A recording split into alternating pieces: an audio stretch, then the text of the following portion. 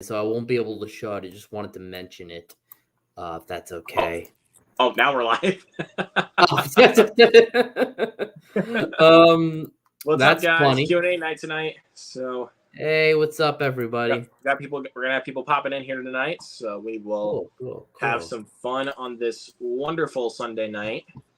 Wonderful Sunday night indeed. Before I have to go back to work on Monday, which is all good.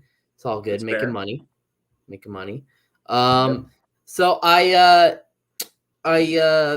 recently bought from Best Buy. I want to say, I think on Friday, I bought Guy Ritchie's The Covenant. I haven't seen it yet though, but I know that you dig the film. I really think you're gonna enjoy it. I think I will too. I like me a good war flick, and Jake Gyllenhaal's a great actor, so there's a lot to look forward to with that one. I did also, I don't know if I ever told you this, but I did see recently for the first time a couple days ago, I think maybe last week, Robin Hood, Prince of Thieves. That was a good movie. I told you it was good. Huh? I told you. Yeah, no, it was a fun one. I did like it. Did you find Kevin Costner not doing an English accent distracting at all, or no?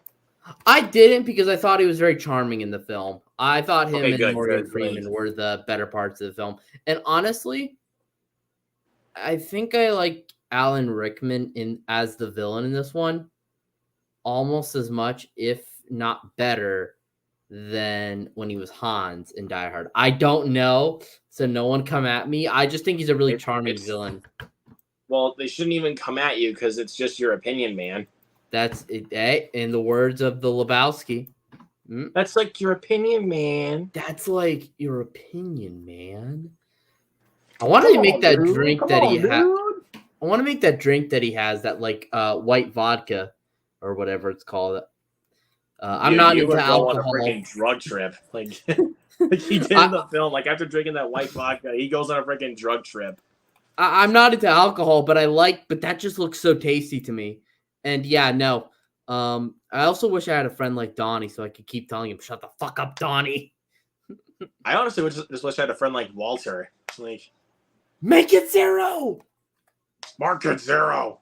They're calling the cops, man. Put the piece away. Mark it 0. Walter, put the piece away. Walter's the kind of guy that you think I'm hugging around. Mark it 0. I don't know why they made a spinoff to the Big Lebowski. Dude, they cuss a lot in that movie. Like, you can tell. They really do. But, I mean, I'm not saying that as, a complaint, though. I'm just pointing that out. It's because sometimes, it can bother some people that they do cuss a lot in some certain movies. Mm-hmm. Like, what's an example? Like if it's a Rob Zombie film, for instance. Or The Wolf of Wall Street. The Wolf of Wall Street. Or... Casino, or even though I love the film Christmas, Bloody Christmas, because they say the F word a lot in that movie. And that movie's only 87 minutes, man. That movie's it's only 87 minutes, and I think that there's more fucks in that film than any of Tarantino's latest films. It's really funny how many F-bombs they drop. Yeah, right, but also some pretty graphic sex. Well, yeah, no, you do get some going downtown in that film, but I'm calling it what it is. I mean, it's not going to demonetize me, but as long as you're not just saying it in the videos, you're. No. I'm not saying anything explicit. I'm just saying that he definitely takes a stroll down some wet areas, but that's all I'm going for. That's what Joe Begos is known for, man. That is what Joe Begos is. Yeah, Joe Begos is known for. Definitely also check out VFW from him, but the lighting in that. I have not. I've seen the vampire movie Bliss. Yeah, that one. But I have not seen VFW. Bliss is a trippy one. I got to give it another watch. That one is. But it's also really gory as well. Well, I mean, that's to be expected with any Joe Begos. No, that's true. That's true. Anything he makes is a splatterfest. Well, I mean, that's also anything that Damien Leone makes now. That's true. He's got the freaking Terrifier films, and they are gory as hell. Speaking of which, I'm very excited because probably maybe not this upcoming week, maybe the next week. But I think my mom wants to watch Terrifier 2 with some relatives, so that should be a fun experience showing them that film. Just don't watch it while you're eating. No, definitely. Well, I mean, it especially not in that bedroom scene. Yeah, that's what I'm meaning. Like, just don't watch that film while you're eating, because you're just either you're gonna want to put down your food, or you're just gonna have a bucket in front of you to vomit in. Yeah. Because that's what I'm trying to say. Like, look, not trying to toot my own horn. I can handle that kind of gore, but I know a lot of people can't. So I know. Yeah. I mean, I can handle that too, though. But it's just like. But there's a lot of people. It's just a warning, like, because it's just a warning because, especially since it's not CGI, it's all practical and up in there. Yeah. But, pretty much, yes. Yeah. So, like, yeah, that's. I've also been trying to get I've been trying to get one of my buddies to watch both the Terrifier films, and I told him, if he doesn't even like the first film, you gotta watch Terrifier 2. Yeah, the second one's like a way better movie. I love the first one, but the first one doesn't have the story that the second one has. The first one is just like, okay, here's your concept. There's a killer clown on the loose, and he is a bad motherfucker. Like, yeah, it's just your meat and potatoes slasher. You have Art the Clown. You have gory practical kills. You have some fun, colorful lighting. That's all there is to it. It's so good. And also, here's another thing that the Terrifier 2 has that the first one doesn't: a kick-ass final girl. Oh, 100%, 110%, and a great relationship with her little brother. That chemistry was actually like a really nice binding there in the film that you didn't have in the first. Yeah, because all you have were just these two girls that didn't really mean anything.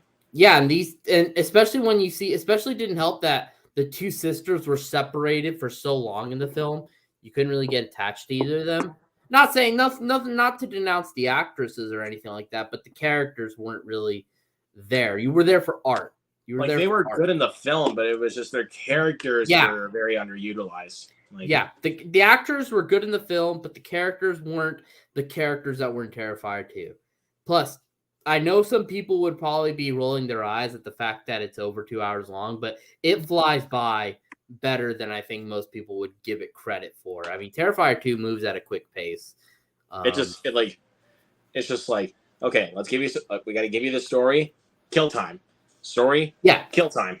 Yeah, it's like for every 10 to 20 minutes, you have a good amount of plot development with the backstory of her dad, seeing more of Art, and then you get kills. And here's the thing I like about Terrifier 2.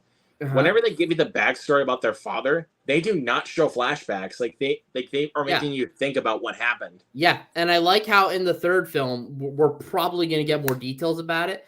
They didn't just show everything all in one go. By the way, but then watch, like, we're going to get actually 2.5 hours with Terrifier 3. But I'm sure we will, and that's a little bit daunting. But I'm if it's anything like Terrifier 2, I'm looking forward. Yeah, if it's paced like it, then it's just like.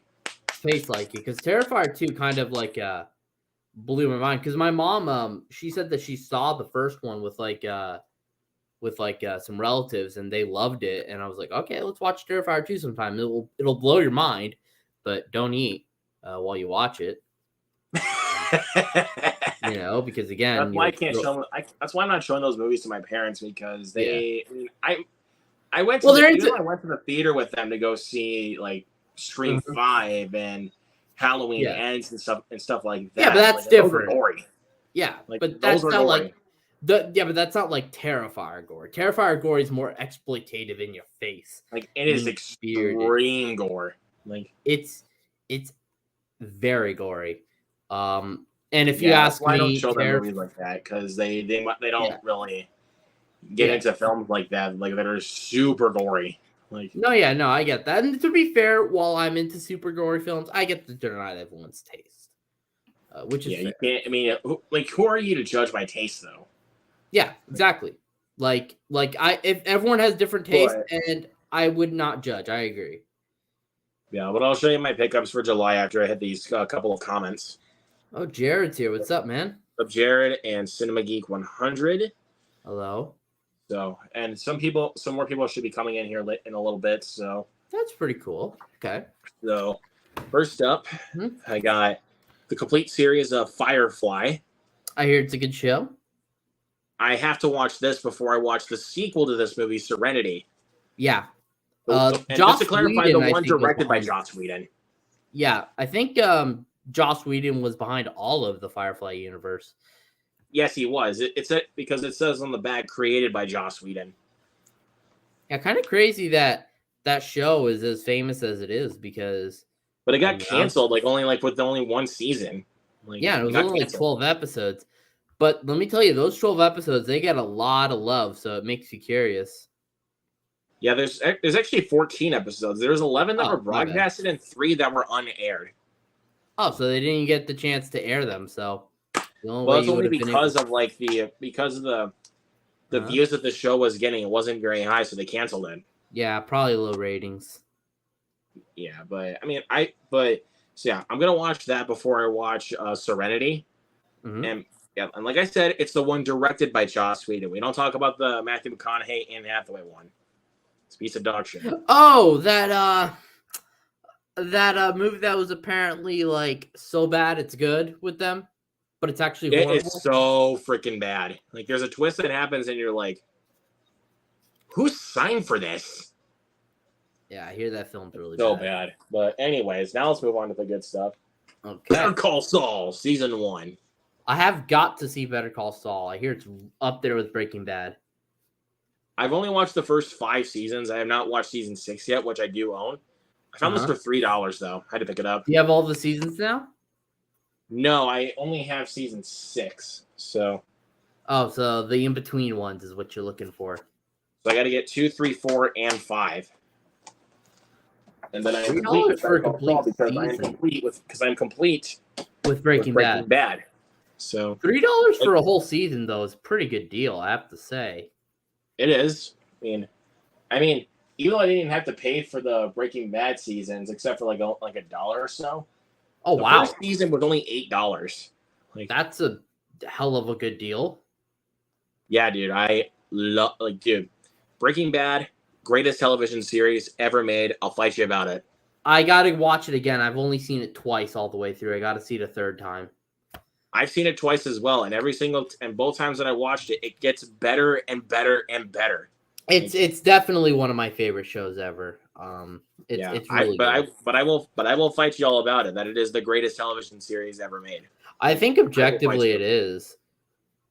I will say this though, objectively and subjectively, in my opinion. Oh no, yeah, absolutely. I will say this though. One thing Breaking Bad has over all TV series is that, no spoilers, it has one of the greatest endings to any show. It has probably the most satisfying ending you will ever see on TV. Definitely better than Dexter's ending. Let's not even go there. Well, and I already know it's going to be better than Game of Thrones' ending. And I will say it's better than the ending to Sons of Anarchy, if anyone's seen that. But I like Sons of Anarchy. I have not watched Sons of Anarchy. Okay. So, yeah, don't spoil it. No, I won't. No worries. All right, next. Here's Submergence, directed by Wim Wenders, director of Until the End of the World. Okay. So, then we got Closed Circuit. Dude, this movie has such a stacked cast. Look at this. Eric Bana, Rebecca Hall, Ciarán Hinds, Jim Broadbent, Riz Ahmed, and Julia Stiles. Riz Ahmed and Julia Stiles. Damn. And this was back in 2013, dude. This was all the way back in 2013. You know, we haven't seen Julia Stiles in a while, though. I think the last film that she was in was Jason Bourne, if I'm not mistaken. Well, last year she was in Orphan First Kill. Oh, I didn't know that. Yeah, she was. Okay. And for anybody that's gonna be commenting about my next pickup, I'll tell you this: it was very cheap, had a slipcover. It was $4. And also, I said $4. I always said very cheap. And it was also brand new sealed. So I was like, you know what? Fuck it. I'll buy it. Now I'm curious what it is. The Space Between Us. I've heard very mixed things about it, but I have not seen it. Not very good. Isn't it based off a novel or something? Oh, and it just slipped out. Holy crap. I hear the concept to that film's interesting, though, but I hear it's not so good. I'm trying to see. So it's like a sci-fi film. I'm just trying to find. It does not say that it is based on a book. I was like looking at this. Like I might have gotten it confused with something else. But I want to read this real quick because Cinema Geek said something that I find crazy. There's a Barnes & Noble 6-movie collection on DVD and a slipcover, but it was $60. Yeah, I'm not paying that much for a DVD set. My God, Barnes & Noble's. I don't even know. Just grab some Criterions while you're at it. Holy shit! Exactly. I don't even think. I'd rather spend $60 on 3 Criterions rather than just one DVD. Absolutely. Yep. So, and then I got the Old Boy remake, which, by the way, if we're getting a Criterion release for the original, I will buy it. Don't worry. I'm very waiting on the. I want to see what happens with that because I've been like itching to pull the trigger on the original because I do not own it physically. And again, like I'm saying, I've been itching to just grab it. But if we're getting that Criterion, like Fritzky says, I will grab it. Believe me. I know you will. But this one was $3, so I had to take up on it. That's fair.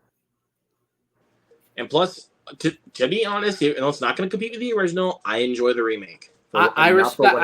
I can respect that. I personally won't watch it, but I can respect your opinion on it. I know that film actually has a few fans, believe it or not. I actually know people who like it, so that's fine.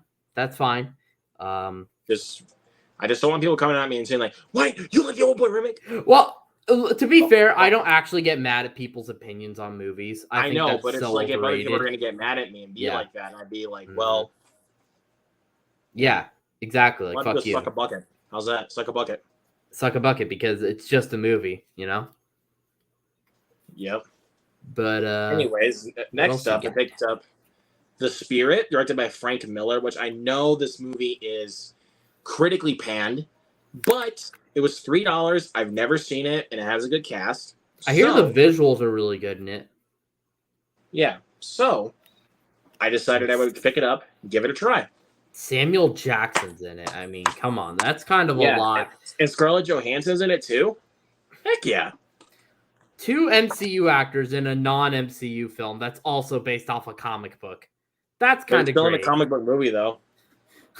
That's kind of great. Yeah. Anyways, next I got Dinosaur. Wasn't that one of Disney's first CG animated films? I believe. This was all the way back in 2000. That was back when it came out. Oh wow. This was one of their first like. It's still kind of in live action, but I don't know. Okay. I don't know. I might need to look into the behind the scenes on Dinosaur. Okay. And if Jared's gonna pop in here in a little bit, he'll be happy that I picked this up. What is Pete's Dragon, the remake? I think he showed that in a tag recently, if I'm not mistaken. I think he did too, but yeah, I did buy the Pete's Dragon remake on Blu-ray. Cool. And not a bad movie, not bad at all. Never saw the original, but I will say this though: the original is definitely better. Okay. And then we got Cowboys and Aliens, directed by Jon Favreau. I have not seen that film in years. It's been years and years and years and years and years since I've seen that film. I actually just rewatched this a few weeks ago. It's still actually pretty good. I think we're getting a 4K if I'm not mistaken. Nothing. I'm sorry, Luke. I just wanted to let you know that we might. Why did they spend $3 on that? To be fair, what you could always do is just if you need like a spare case, you could use that and just sell the discs or something. Or I think we may just put how about this? Just just get rid of this and then put the 4K in here. That's true. You could do that too. I think Kino's putting it out. I'm not sure though. Okay, if it was Universal though, that'd be a different story. Yeah. Because then Universal Kino though, I can do that. Like with Kino, it's no problem. Again, that is a rumor, so take that with a grain of salt. You know what I mean? Yeah, but at least like I got the older. This is the first Blu-ray release of Cowboys and Aliens. Yeah, and it has a nice slipcover. And You never know. Maybe that release will get canceled. Maybe the or if I hear the 4K looks good, maybe. Yeah. Sometimes maybe. you don't even need to grab the 4Ks. Like I didn't grab the 4K at Terrifier 2. I just have the Blu-ray. Well, and there's some movies that got a 4K release that I don't have. Like Yeah. for some of the new releases, and plus, like for one, my Walmart didn't have them, and two, I'm not going to complain because at least I have the movie. Yeah. But maybe someday I am going to upgrade them to 4K.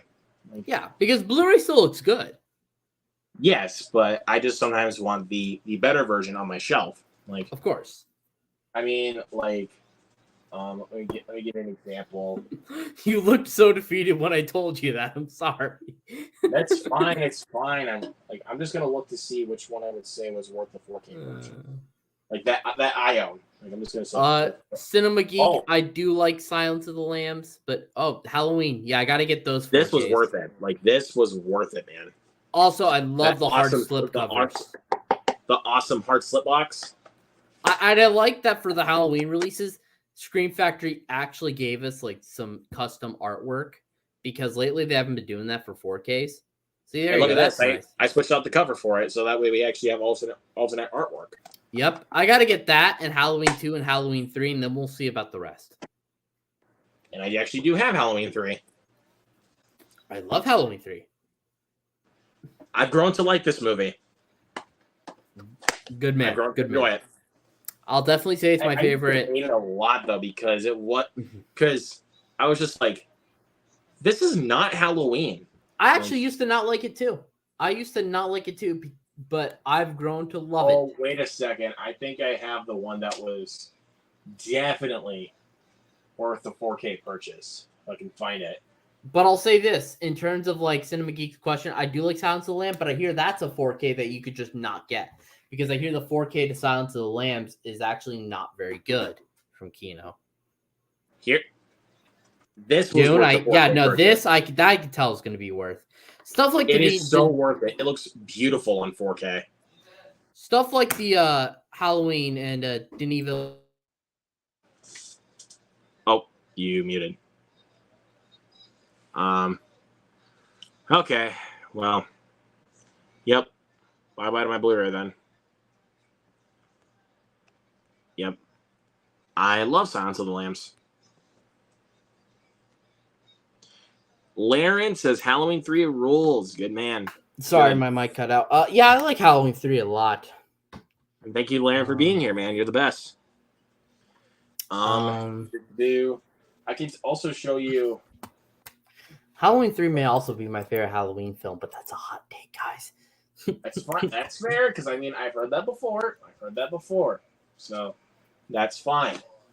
I'll definitely say this. This I don't think could be argued. It's definitely Tommy Lee Wallace's best film, because I think it's better than the It miniseries and Fright Night 2. 100%. Oh, the Jurassic Park films. I hear those look good. Especially this one. You know what I kind of wish, though, for Jurassic Park 3? They would have kept the original poster. The actual Spinosaurus cover. Yeah, I wish they would have done that. I kind of wish they did that, too, but even though, fuck this movie. I don't hate the movie. I hate it. But that's just me. I can never get into that film. That's fair. That Scream set at Barnes & Noble's 30%. Yep, that makes sense. Anyways, let's keep going. We got Red. Okay. This is just the first one. I do want to get Red too, though. Okay.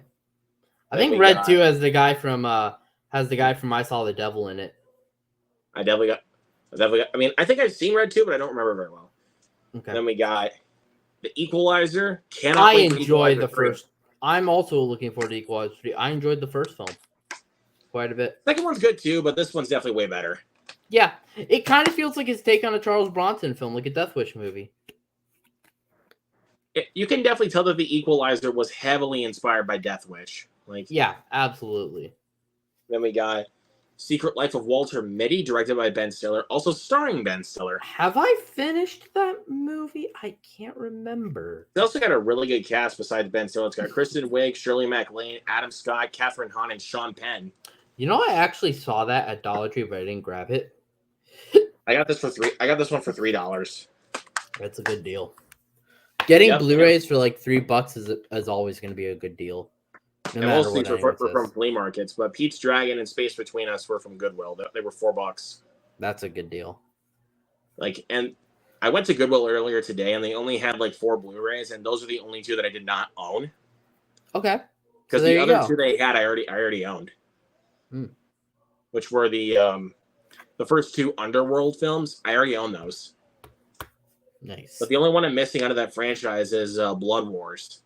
The only Underworld films I've seen are the first 3. So that's Underworld, Evolution, and Rise of the Lycans. Rise of the Lycans is honestly the weakest one out of the first 3, but I mean, I would agree. Good. But the lighting is god awful. Yeah, I think the second one's the best. Hey, Jared. Easily. Hey, Jared. But, speak up the devil. Yep. And then next we're gonna speak, Spider-Man. Then we got one of Jared's favorites right here. We got Airport. Really? I did not know Jared liked that movie. I've never seen it. I'm joking. I know he likes it, but I know this is definitely not one of his favorites. I was kidding. Then we got The King's Speech. Yeah, Best Picture winner right here. Yeah, right. Social Network should have won over The King's Speech. I'm sorry. Then we got Only the Brave, directed by Joseph Kosinski. Yeah, that's one of the best firefighter films. Up there with Backdraft, if I say so myself. It's up there with Backdraft. Joseph Kosinski, I think his career is just very, I think people need to appreciate his films more because he made Top Gun Maverick and a lot of these films that I got to check out. So... Top Gun isn't even any competition that Top Gun Maverick is his best movie. That's fair, actually. That's not even a competition. Top Gun Maverick is his best movie, I would agree. So, and then we got I like Tron Legacy. Yes. Then yes. I've seen all of that film except for the last 5 minutes. I was at a friend's house watching it a few years ago. Never saw the last 5 minutes. Son of a nutcracker. So good news. I saw a dog today. Buddy the Elf, what's your favorite color? We're gonna go to bed and we're gonna say, Dad. This is a great Christmas movie, and now that I own this, I can watch this every year. There you go. That's the beauty. Because the only Christmas film that I was honestly able to watch every single year was A Christmas Story because it aired on TV for 24 hours every year. And I would at least watch that film 3 times in a day, during Christmas, because it's my favorite Christmas movie. I've never seen it, believe it or not. I've seen parts of it. I only seen parts of it. Ho ho ho! You'll know what I'm talking about when you watch the movie. I just find it kind of crazy that Bob Clark was able to make a family-friendly Christmas movie and a really dark Christmas movie at the same time in his filmography. Yeah, but then he makes a live-action Rugrats. Baby Geniuses. I've never seen that film. Oh God! Everybody hates that movie. I think that movie even has a 2% on Rotten Tomatoes. Damn! How did Bob Clark go from Black Christmas to that? That's crazy. From Black Christmas to A Christmas Story to Baby Geniuses. But may he rest in peace. Yes, may he rest in peace. He's still Bob. I will still forgive him for Baby Geniuses because he made A Christmas Story and Black Christmas. Right. So, and then we got The Italian Job, the remake from F. Gary Gray. Fun movie. Some practical car chases in that movie too. So, okay, I like that. I went to a couple spots in Hollywood where they actually filmed it. Oh, nice. So yeah, because during a tour, while we were walking around the streets of Hollywood, the tourists did tell us in a couple of spots that they actually filmed The Italian Job there. And I was neat. I think I love the movie even more because of that. Because it's they didn't do CGI car chases; they did practical car chases. They filmed it they filmed it in a real location. and they did real car stunts. Have you seen the movie though? No, I have not. But I gotta check it out. Definitely gotta watch that and watch for some of the car chases, and you'll see what I mean. Nowadays, it's all CGI. Yeah, it is. Then why can't we just get movies like this anymore? I want to see the original too with I think Michael Caine. That one looks good. This one's definitely better. I would say this one's better. I mean, I've seen clips of the original, but I never watched it all the way through. But from what I've seen, I definitely think this one's better. Okay, that's fair. Then we got one of, if not the greatest football movie ever made, Remember the Titans. I love that movie. Phenomenal football film. Best non-boxing sports movie, in my opinion. Then we got, Honey, where's my super suit? Where is my super suit? The Incredible. I put it away. Why? I was about to say where. Where? Why do you need to know? There's a problem going on out there. So, I think you have to rewatch it again. That's I know. Shut up. Shut up. I have the Blu-ray now, so I can. I was actually eyeing that movie on eBay because I wanted to buy it because I love The Incredibles. If it wasn't for the fact that Coco came out, this would be my favorite Pixar movie. Like, I think that is my favorite Pixar movie. I actually have not. Coco's my favorite, without a question. Okay. Let's see. View with Drew. Always. Hey, Mr. View with Drew. And then we got. Your mother sucks cocks in hell. I've seen that slipcover around at a few places. Honestly, this is like, I know people might be calling me a baby because of this. They might find this to be a funny horror film, but this is legit the scariest film I've ever seen in my life. This gave me nightmares growing up. Like, because I first saw this film when I was like about 11 years old. It freaked me out. It freaked me out like no other film has. To a certain degree, where it's like I even got nightmares while taking naps. Wow. From this movie. Hereditary is the one that did not let me sleep for at least the whole night. Well, I think Hereditary is also a very disturbing movie as well. Especially, I can imagine if you're a parent as well watching Hereditary, that movie's a nightmare. Yeah, so I mean, it's The Exorcist, Smile, and Hereditary that I think are, in my personal opinion, the scariest movies I've ever seen. I wasn't too scared by The Exorcist, except for that backwards crab walk on the staircase. And I'm going to be honest with you. That scared the crap out of me. Like, I'm going to be honest with you, though. I did not like Smile. Personally, I know. I just didn't. I think we're getting a second one, though. And it's coming out so well at the box office, so it's like, yeah, it's bound to get a sequel. Like, and I think that it's getting a steelbook as well. And the steelbook does look nice. Like, I'll give it that. The steelbook does look nice. But I just didn't care for the film, in my opinion. But I understand that there's those that like it. Me. Anyways, now we can move on. And then we got Lara Croft Tomb Raider, the steelbook. I have that steelbook too, but I think mine's a little scratched. I have also a Cradle of Life as well. Which I actually need to pick up. I need to pick up Cradle of Life. That's a fun movie, the Tomb Raiders. They're guilty pleasures at best, but I can tell you that the remake is definitely better.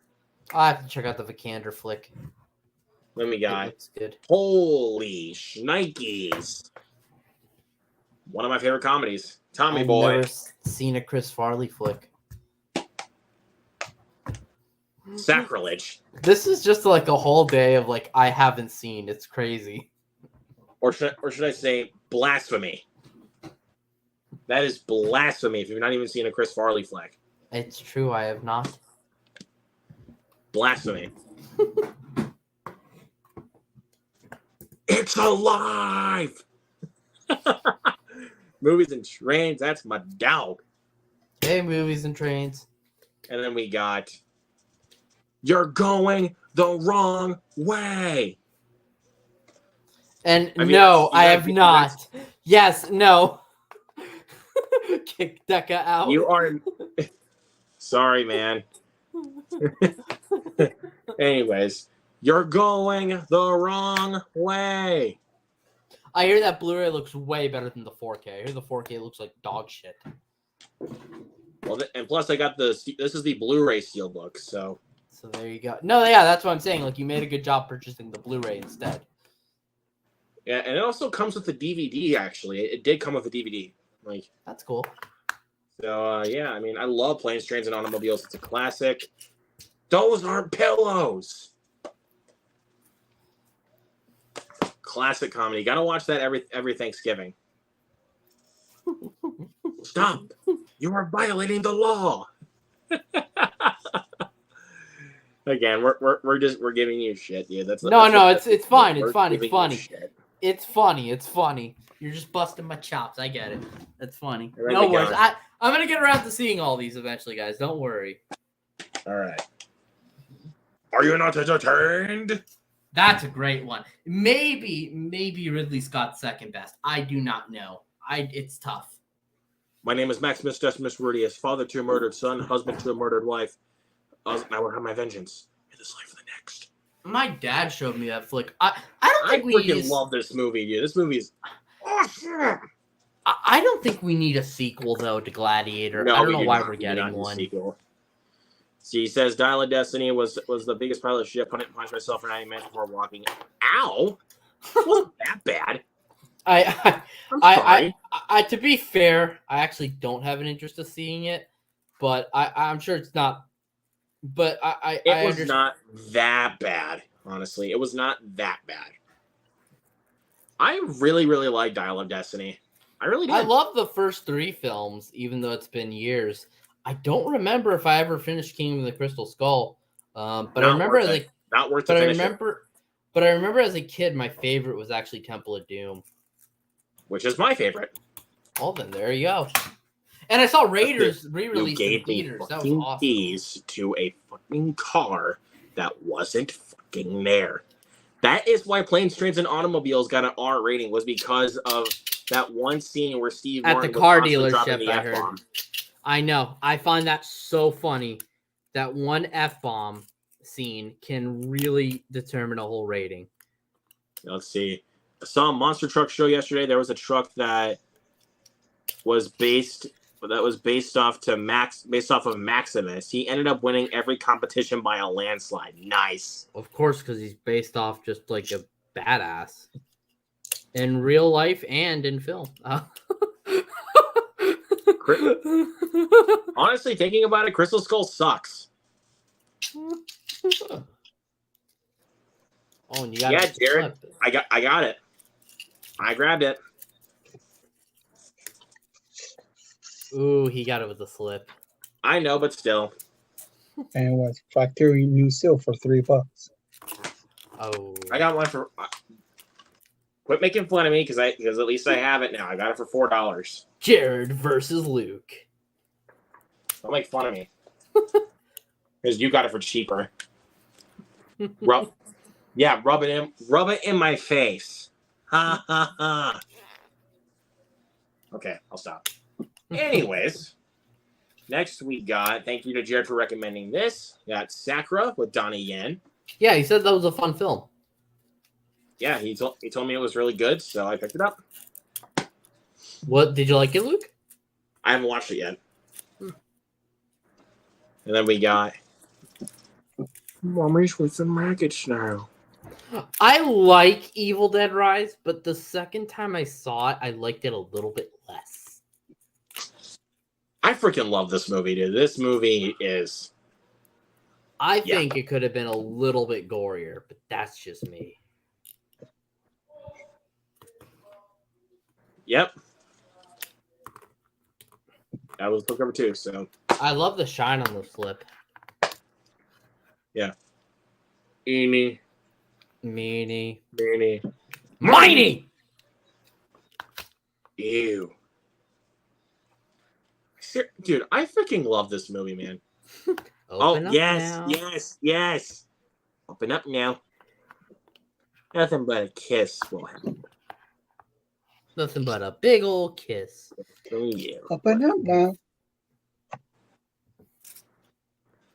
Craig, get out of here. Get out of here, man. Okay, it doesn't suck on her. It goes down a little bit, but it's still a fun as fuck film. I mean, especially the film's third act, like. Yeah, when you get to the parking garage, wood chipper. Oh my god! No. Yeah, when you get to like the wood chipper and like the chainsaw, and like the fact that she turned herself into like a freaking, I don't want to spoil it, but I mean, come on, it gets really fun in the third act. I'll give the film that. Yeah, I do think they could have used the high rise a little bit more to its potential, but it was still good. Anyways, next I got Cecil. Oh, hell. I just finally watched this film. I finally watched it. I freaking love Sisu. I will say the CGI plane towards the end definitely did kill a little bit. But other than that, it didn't really bother me all that much. But I will say it dragged a couple scenes for me. I will say this. I can see that. I will say this. I picked up the Steelbook recently. The Steelbook's great. I just got the Blu-ray for Sisu, so that's fair.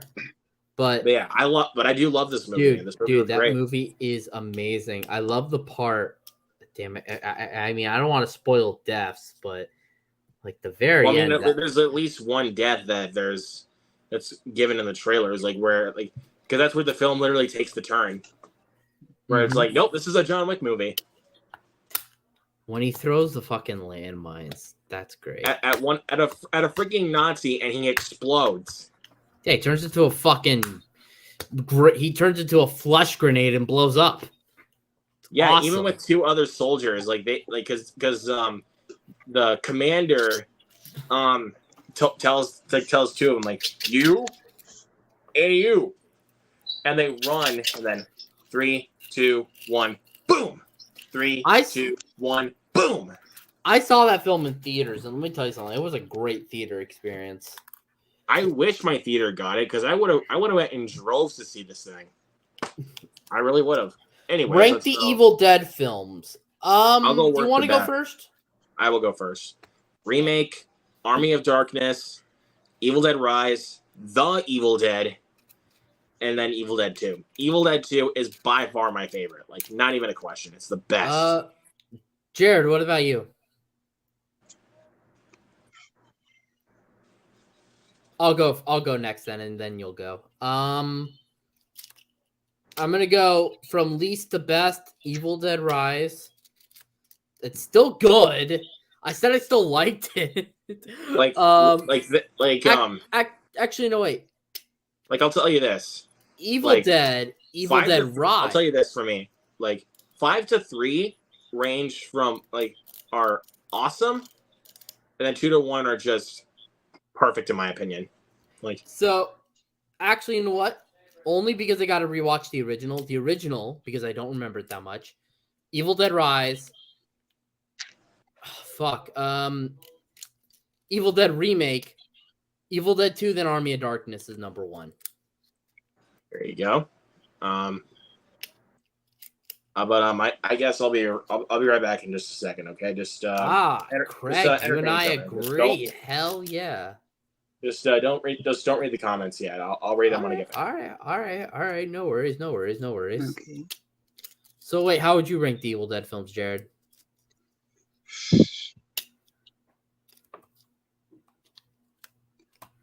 Best or worst, it will be Evil Dead 2.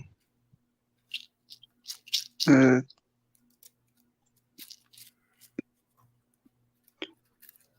first Evil Dead Rise, the remake, and Army of Darkness. Okay.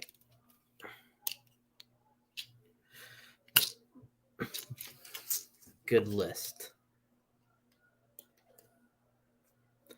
I gotta get that Akira Blu-ray. Hey, I just wanted to tell you, since you're into anime, I saw recently Perfect Blue. Holy shit. Have you seen that film? Nope. Oh, it's really good. I wanted to watch it. Anyways, it's really good. Comments really quick. And one mean motherfucker that you do not want to mess with. And Craig and I agree at one thing. Army of Darkness at number 1. Hell yeah. And then Craig, now you kind of disappointed me. How does Evil Dead 2 suck? It's not just a remake. Opening credit sequence, including the title card for Evil Dead Rise. It's awesome. No. I agree. There could be. Could be. I think they said they want to do more, but I think there's potential. We need more like pulpy, more fun B-movie World War II films as well. Now you see, Craig, you disappointed me. You disappointed me too, Craig. You started off so good saying Army of Darkness is your number one, but how does Evil Dead 2 suck? Evil Dead 2 is great. I mean, I can respect your opinion. It's not the funniest movie I've ever seen. I can respect your opinion, but I just want to know why. Let's see. Movies and Trade says Army of Darkness is my number one by a good bit. Hell yeah. We watch movies. It's awesome. I will still take Evil Dead 2 over Army of Darkness. It is my favorite. You're the king of Jack and shit, and Jack just left town. Swallow this. What Laren said. Yeah, it's okay to be wrong, dude. We're all wrong. I love sometimes. You, Laren. Y'all young. Wait till life catches up with you. I'm 20 years old, dude. I'm 23. Why do you think I have this one on a standard 4K? Because it's the best one. Even though I have Army of Darkness on a 4K Steelbook, that's only because of the actual artwork. That's the reason why I have this one on Steelbook. But this one deserves the 4K treatment right here. Evil Dead 2. Oh yeah. It is not just a awesome horror movie. It's honestly one of the best comedies ever. I would agree. So funny. Hail to the king, baby.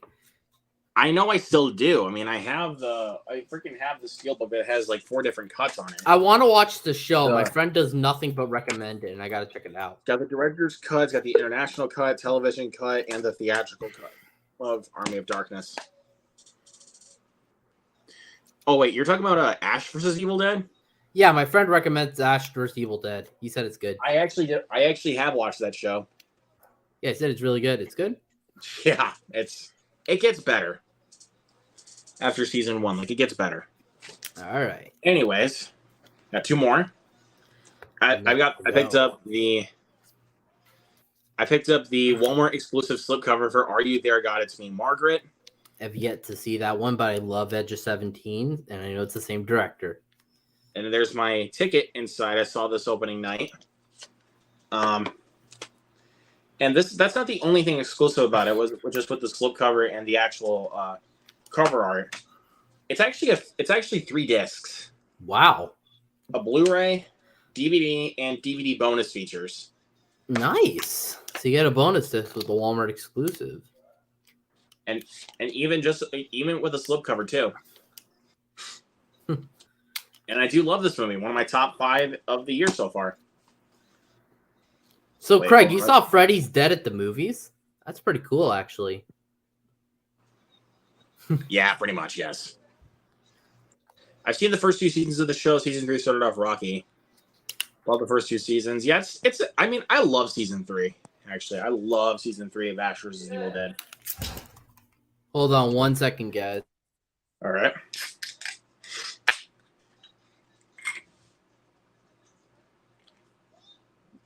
Oh.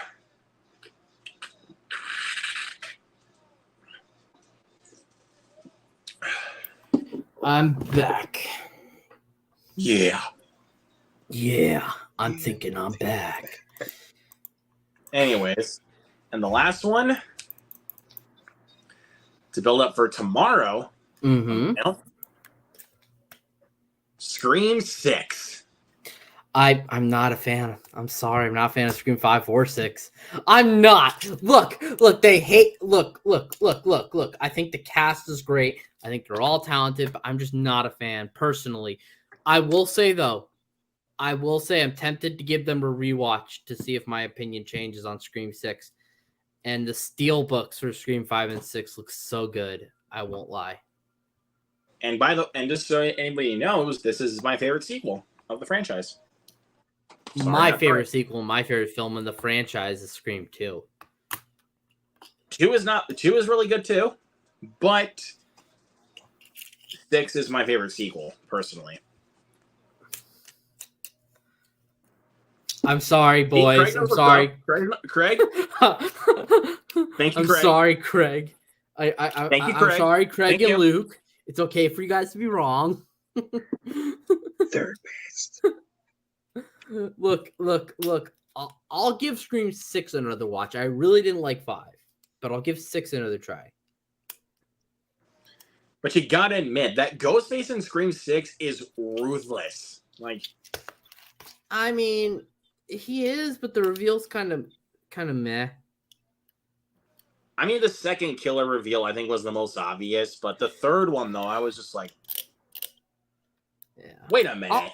Look, I'll give it credit for setting itself in New York. I'll give it credit, and I like the train bit, and I like the supermarket shootout. I thought that having Ghostface use a fucking shotgun was actually pretty cool.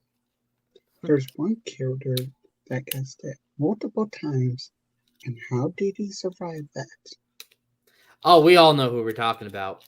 He gets hit by 2 ghost faces, and that's it. But how? I don't know, especially knowing that this character has suffered through worse in the previous film. If it was actually real life, he cannot survive that many steps. His intestines would be all messed up. It probably looks like red mashed potatoes down there. I'm not going to complain. Honestly, I'm not complaining. Well, I mean, come on. It's funny to think about. Like, that man. I know, but this is Scream. This is not reality. I know. But it's just, it's funny to think about is what I'm saying. I know like, it's not and reality. plus, when it comes to that film, like, I know if I thought about it logically, it doesn't make sense, but this is Scream logic. No, I'm not going against it as a critique. I'm just saying it's a funny thing to note. I know, but that's just what I think. Because of him surviving, I kind of figured that was the logic of the franchise. So I'm not mad about it. No, I'm not mad about it. I'm just saying that it's kind of interesting. Let's see. Sells the 3D glasses. That's crazy. And now Elm this. Street 2 and Remake are the best Elm Street movies. What? Darkest and most evil Freddy in those ones. Okay, Craig, man. I'm not a Craig, man. I can respect your opinions, but I gotta ask you, like the remake is as the best over Dream Warriors and Dream is it Dream Master? Yeah, Dream Master. Because I have not seen Dream Child or Freddy's Dead. That's the only 2 I haven't seen. 1 and 3 are my favorites for sure, and I definitely love the Dream Master. But I like the remake as well. I'm sorry. I personally don't, but that's fair. I know people have their complaints about the remake, but all I gotta say is just don't come crying to me about it, please and thank you. Why do you like the remake, Luke? I'm gonna go cry to you about it. Yeah, go cry to Wes Craven's grave. Like, how's that for you? Go cry to his grave. I'm sure he was pissed about that remake. Well, actually, Laren, go to his grave and talk to him about it. So, Wes, we got to talk about this, man. But no, Laren, I've actually heard a couple of people. I know, Drum Dums likes the remake too. Good YouTube channel. I can definitely tell you for sure, in my opinion, that the remake is definitely better than Freddy's Dead and the Dream Child. Like, I can tell you that. I do want to see the Dream Child, though. It's bad. Honestly, it is bad. Like, it's not very good. I like Alice as a character, and I like seeing more of her journey.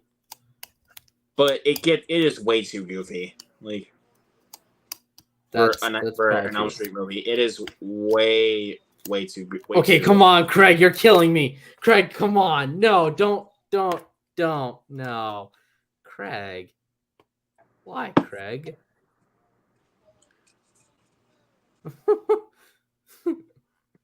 Craig, are you trolling us, man? I'm okay if that's your opinion, but are you trolling us?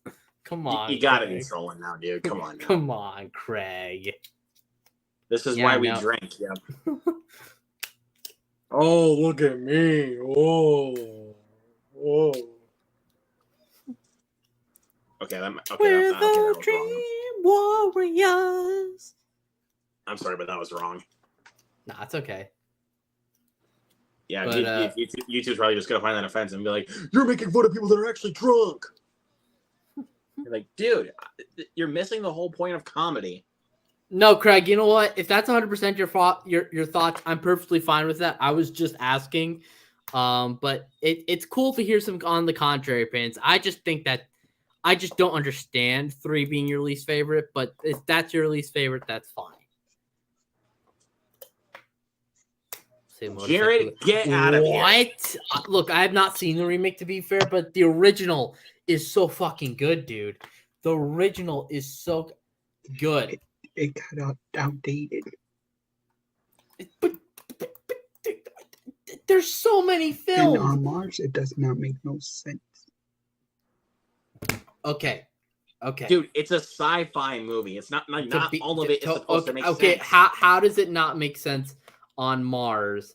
I mean, when they go out there, when they go outside, their faces fucking explode. On top of that, how does that not make sense? It's supposed to make sense. Like, they're not wearing a space helmet. Exactly. And then on top of that, they're breathing. Okay, they're breathing for like a few minutes, but then you see like Arnold's face about to blow up for a little bit. Okay, you know what? I will say, Craig, I do get not standing the kids in the asylum. That's fair. Yeah, the motorcycle killing dream. Yeah, that was. You know what? You know what? Let me see if I got a hot take for y'all. Now that we're on about hot takes. I'm not the only one that thinks that. Look, that's fair. And like I said, I have not seen the remake to Total Recall, so I can't assess how good or bad it is. But I just personally love the original. So there's just no way that the remake is better than the original. Like, there's no way. But I'll say this. You want to hear a hot take, boys? You want to hear a real hot take? I think the Friday the 13th remake is better than the first 2 Friday the 13th films. That's not a hot take. I've heard that before. And I think Jason X is better than the first 2. Okay, now that is. I think Jason X is way more entertaining than the first 2. Jason X, I'm going to be honest, even though Jason X is a guilty pleasure, in reality, it's terrible. It is, but I like it so much more than the first 2. In fact, Jason X is in my top 5. Give me 1 and 6 over Jason X. Give me 1 and 6. And you know what? Part 5 is my 3rd favorite. Part 5 sucks, man. I'm sorry. Part 5 I like more than 1, 2, and 3. Part 5 is down there for me. Okay, I don't personally like Jason Goes to Hell a lot, and I don't love Part 8, but I like Part 8 more than Parts 1 and 2. Oof. Yep. Part 8's a guilty pleasure for me. A lot of people say, "Oh, Part 8 sucks." It's fun. And then another hot take: Scream 5 and 6 are my least favorite, but I already said that, so I won't reiterate that. But, let's see. That's not a hot take. I've heard that before, man. Well, I mean, to be fair, I know some people wouldn't put it at the very bottom. I don't have it at the very bottom though, but like, it's a good movie, but I don't think it's like god tier like of the entire series. Like, okay, that's fair. Like, that's what I'm saying. Like, it's not god tier of Friday the 13th. Like, it's a good movie. Don't get me wrong, but still.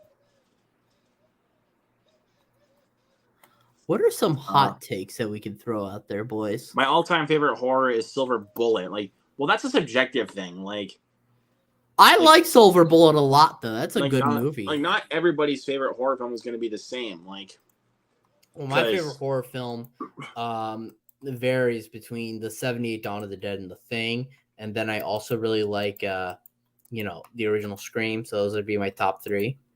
But I will say that the most overrated horror film I've seen, and then this, Luke, please do not kill me, man. Luke, I need you to look at me, man.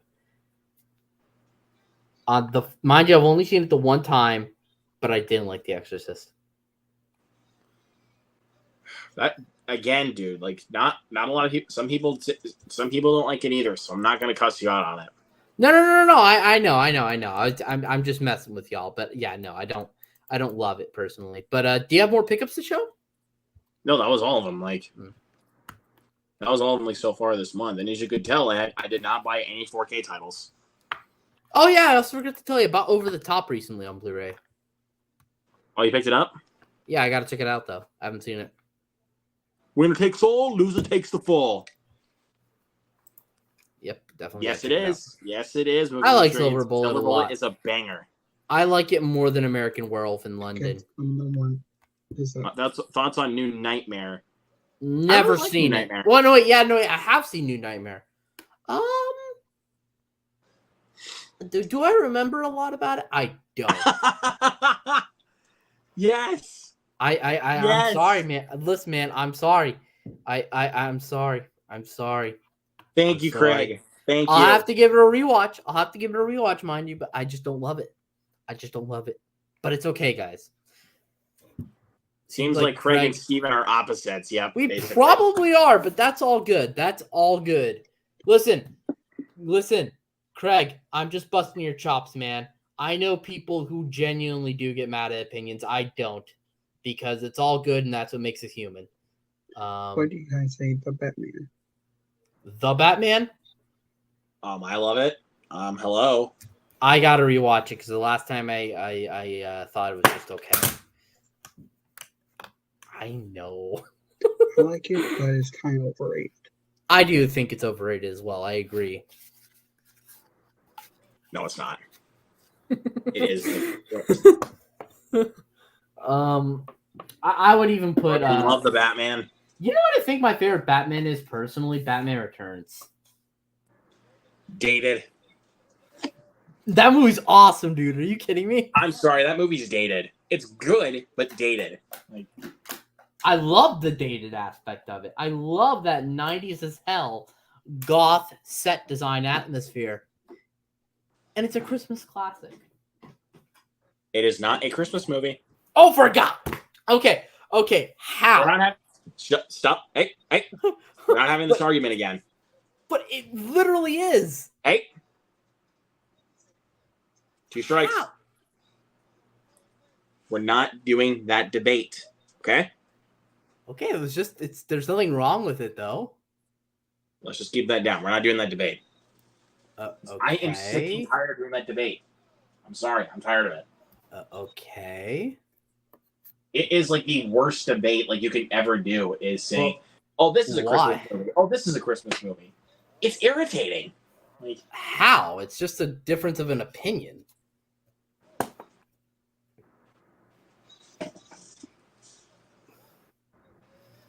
I agree.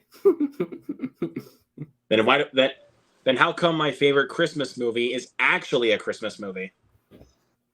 Hello. Well, okay. Here's why. Can I at least explain my reasonings why I think Batman Returns is a Christmas movie? Would you at least hear that? Well, just because it takes place on Christmas does not mean but let me explain my reasonings, and then you can see my point. So it's a Christmas movie because the set design is very Christmassy. It has like this very gothic, Christmassy atmosphere all throughout. Even the soundtrack is very Christmassy. The movie just looks Christmassy as well, in my opinion. Here's something. It came out on October. Oh, come on. Release dates don't have to do with anything. Got him. Die Hard is not a Christmas movie. I think it is. I'm done with that debate. And Home Alone is not a Christmas movie either. Well, at least Home Alone actually has a lot more Christmas spirit. Suckers. You're getting coal. No, you get coal. You get coal. Luke, man. You know what else is a Christmas movie? A Christmas Carol. That's a Christmas movie. Yeah, I know. I know. You can watch it right next to Batman Returns. A bug. Agreed, Laren. It's not, honestly. It's not. I don't think it's a Christmas movie at all. Because, look, let's be real here. If I were to think of Christmas movies, like actual Christmas movies, that's not what I go to. Because it doesn't just have to have. I don't feel it's a Christmas movie. Okay, that's if it doesn't feel Christmas for you, that's fine. This is this right here. This is a Christmas movie right here. The Grinch. That's a Christmas movie. Which one? I think he's more referring to the Jim Carrey version. Or the original, the animated one. When it comes to the Grinch, though, I'm more really thinking of the Jim Carrey version. I've only seen the original version, the animated one. That's like a short. I still don't consider Die Hard a Christmas movie. Stop with that debate. What about Die Hard 2? Does not count either. Aww. But I will tell you, in my personal opinion, Trading Places is a Christmas movie. Now, and that Luke and I has a Christmas feel to it. Luke and I are just not going to see eye to eye on this issue, but that's okay. I'm serious, man. Trading Places is a Christmas movie. Well, I haven't seen Trading Places, so I can't. It actually has a Christmas feel to it. Like, so does Die Hard and Batman Returns. It's literally all over the film. Exactly. No, it's not. It is Christmas. It is a Christmas movie. I have not seen it. Agreed, Craig. There's a scene like where literally Dan Aykroyd is dressed up like Santa Claus, so that can hold on. tell you that it is a Christmas movie. Let's look at it this way. Let's look at it this way. And I know you don't want to talk about this, but it's actually a fun debate, and I think that it's fine. But It's a Wonderful Life doesn't take place on Christmas unless it's the beginning of the film or towards the last act, and that's considered a Christmas classic. Die Hard and Batman Returns take place all around the Christmas time. They have, Christmas elements to them. But I still think It's a Wonderful Life is actually a Christmas movie. Right, but do you understand what I'm saying? Is that it's not all on the day of Christmas, and it's not even on the whole month. That's not always going to make a difference, though. But that's what I'm saying is that same thing with Die Hard is that it takes place all around it, even though it doesn't have the messaging. It has. Well, Gremlins is a Christmas movie. How's that for you? I'm not going to deny. Yeah, Gremlins is a Christmas movie. Okay, now that we can agree on. Now we're good. Well, Gremlins is a Christmas movie. Yeah, I would agree. Gremlins is a Christmas movie. Because not only does it take place around Christmas time, there's actually some conversations where they do mention that it's Christmas. Okay, wait, Craig, which Harry Potter would you consider a Christmas film? So, which one? I think 1 through 5. I wouldn't deny that there's. When it comes in December, you see advertisements of Harry Potter Christmas stuff. That's fair. So, technically, it is sort of. Gremlins is a Christmas movie, Movies and Trains. It is. It's a well-known fact. Well, no, he's saying that he does consider it, but he's saying that if we classify Gremlins, we'd also have to classify Die Hard, which I agree personally. Nope. I think Gremlins is a Christmas movie. Die Hard is not. But why don't you think I do not, dude. If I were to watch that film, I would not watch it around Christmas time because it's not a Christmas movie. You want to hear something? What? It was based on the book of Die Hard. And even in the book, it says it's a Christmas. Oh! It's true. Die Hard was based off a book, but it wasn't called Die Hard. I forget what the book was called. Die Hard is about a man getting together with his divorced wife, Holly. All right, fine. It's a Christmas movie. Fine. Okay, can we just stop with this debate now, please? What? But we were just having a chat. I don't care. We're done with this debate. Okay. I'm sorry I had to lose it on you, but I'm sick and tired of that debate. But we were okay. That's fine. But I didn't. We were just having a friendly conversation. I don't know why. Okay, that's fine. I just hate that debate. Okay. Okay. We're done. We're done with it. All right. Now let's just move on and talk about something else. Okay. I didn't want to lose it on you guys, but just stop with that. But that was kind of uncalled for. You don't think? Okay, I can admit that was uncalled for, but I just hate that debate. I really do. That's fine. We will not mention it to you anymore. Okay. Sorry for doing that. Let's move on.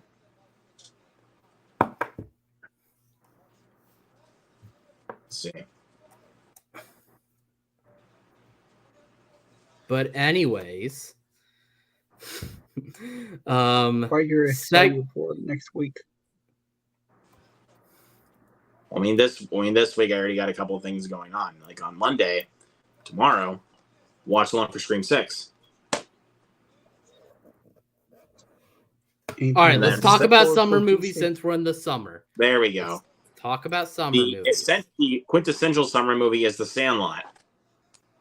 I would say Jaws personally, but that's just me. But you actually want to know something interesting? What? I don't watch The Sandlot every single summer. I actually have not seen The Sandlot personally, but that's just me. How? I haven't. How have you not seen The Sandlot? I haven't. It just hasn't happened yet, but I'll see it. Bro, you gotta watch The Sandlot. I definitely gotta check it out. Mm-hmm.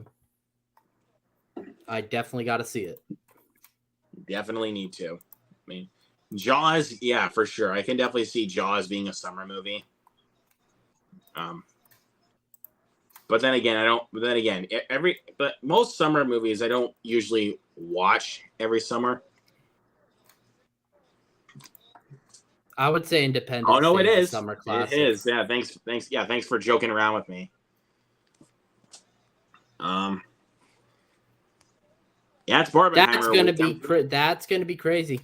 Who do you think will win the box Barbie office? First. I'm seeing Oppenheimer instead. I don't really have. Well, I'm seeing Barbie first because it's shorter. Like, I'm seeing Oppenheimer next Saturday because then I can actually still go for a cheaper showing. So. I haven't heard of Gold. I actually haven't heard of Gold Diggers personally, but I got to check that film out. I like Christina Ricci. Nobody really picks the answer. Basically, it's centered around 4th of July on 4th of July. So it's another 4th of July. That makes more sense right there. Movies and Trains. I can definitely tell you that Top Gun Maverick is a summer movie because it actually takes place during the 4th of July. But it's a 4th of July movie. I'll have to check it out then. The only 4th of July film I've actually seen is Independence Day. And then I hear Top Gun Maverick is... I mean, I've seen Top Gun Maverick obviously like twice, but I mean, people say it's set on the 4th of July. I actually haven't... It's actually set around that date. So, like, I did research on it, so... I wouldn't be surprised. It's just they never mentioned it, but it definitely does feel like it, so... I'm going with that. That's why I consider that one a summer movie right there. So there you go. So I think like objectively, like The Sandlot's the quintessential summer movie, but like for me, subjectively, Top Gun Maverick is for me. Really, Craig? Your daughter's going to the Barbie red carpet? Very nice. She like? Is she like in the movie, or is she like interviewing someone on the cast, or because that's actually pretty cool. You really should have been introduced that as a kid there, dude. You really should have. Yeah, I wasn't introduced to as a kid either. I was. Definitely. I think of other movies I would watch during the summer. Oh, here we go. Got it. Can watch this during the summer. I've actually never seen the show either. What it speak? Oh, that's cool. That's cool, Craig. Her best friend's dad runs Australian Comic-Con and got them tickets. That's very cool.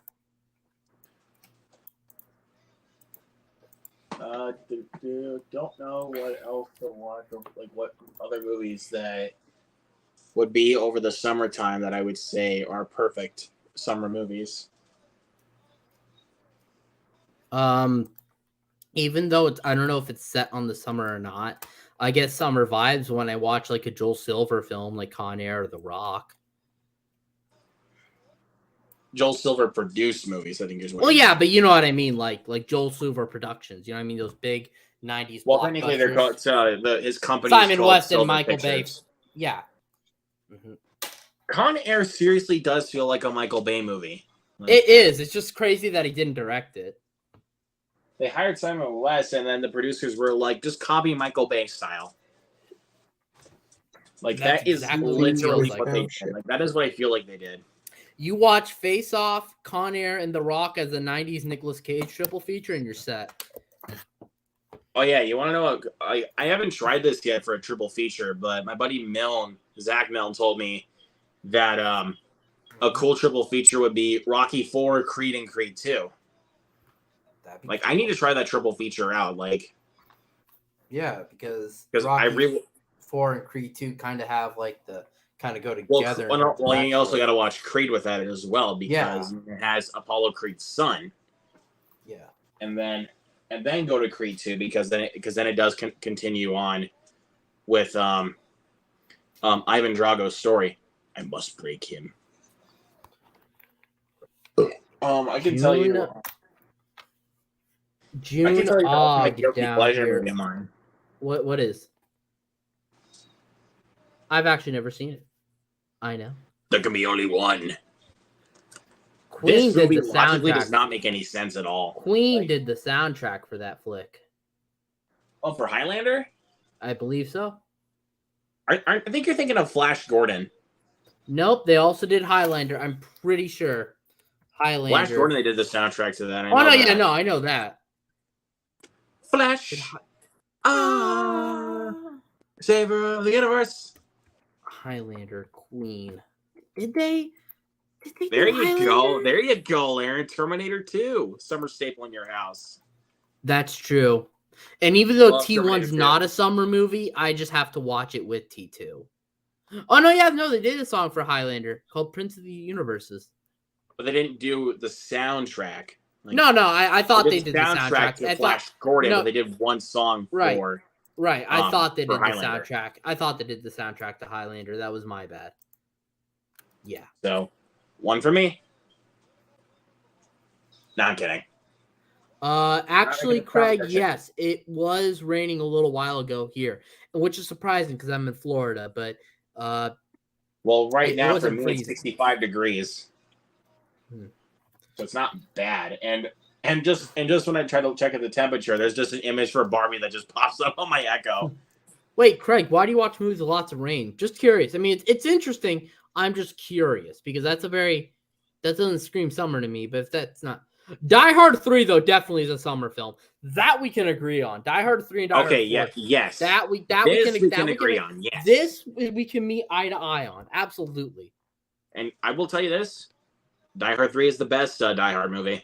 Now, this is where I will tell you that it is the best one. I don't personally love it, but I like Die Hard 3. I prefer the first 2 and 4, in my opinion. But I do like the third one. I like when it comes to Die Hard, I will always go to Die Hard with a Vengeance. And Laren, I don't think I'm going to be able to pick up Blowout, but I need to buy Blowout.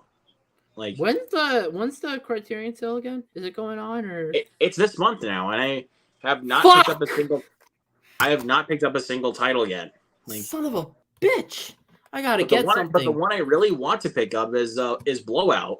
The one that Laren just pointed out. Like, I want to pick up Blowout. Dude, I gotta.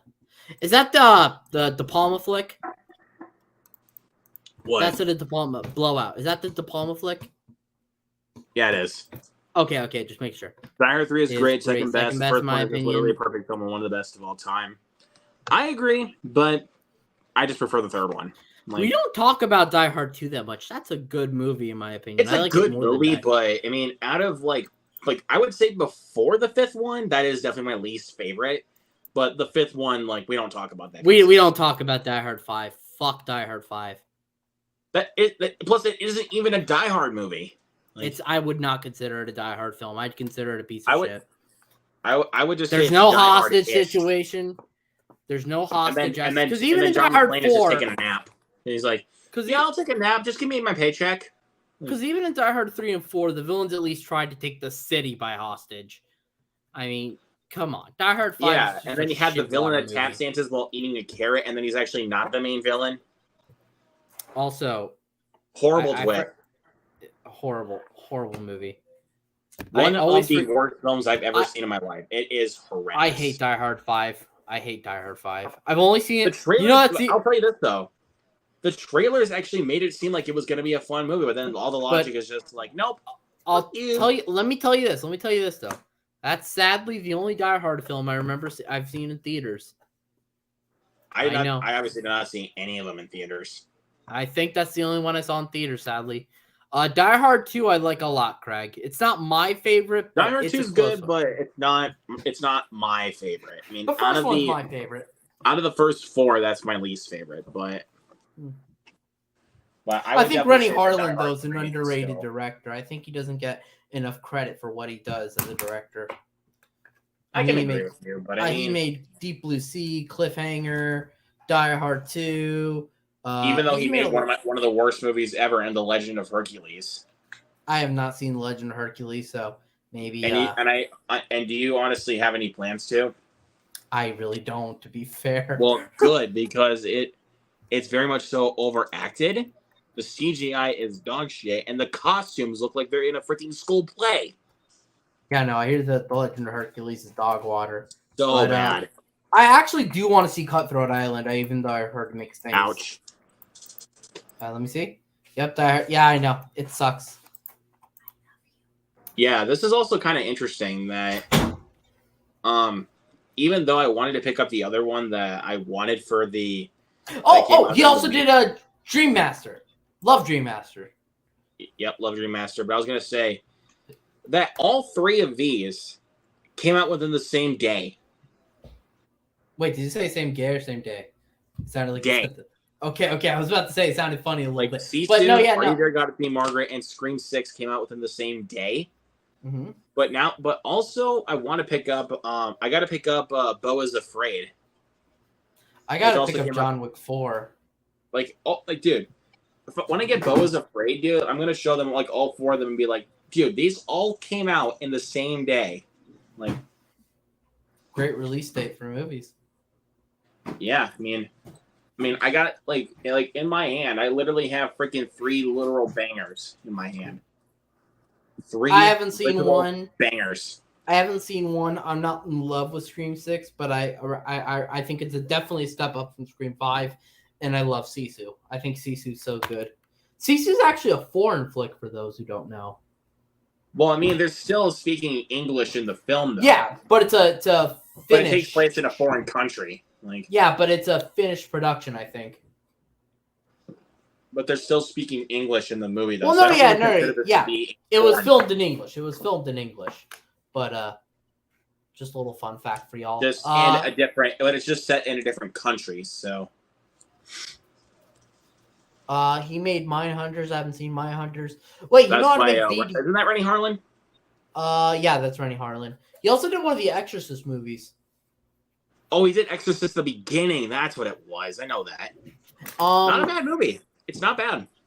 I know. I think you said that in the last stream. I believe. Yeah, I mean, I like it. I definitely like it more than Exorcist 2, which is dog water, basically. Which I don't plan on seeing Exorcist 2.